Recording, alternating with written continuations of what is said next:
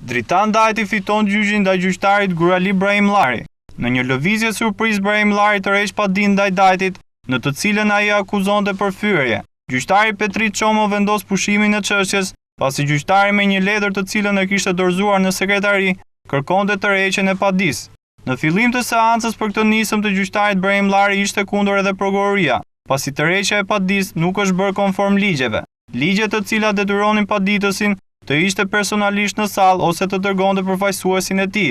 Sipas prokurorit nuk vërtetohet dot se personi që ka firmosur në letër është Gurali Brahim Llari. Të njëjtën kërkesë kishte edhe pala mbrojtëse, ku veti paditur i Dajti tha se nuk heq dorë nga gjykimi. Ai u shpreh kundër formës së tërheqjes së padisë dhe kërkoi që padisi të jetë në sallë, dhe nuk mund të vërtetohet, tha Dajti, se personi që ka dorëzuar letrën është paditësi.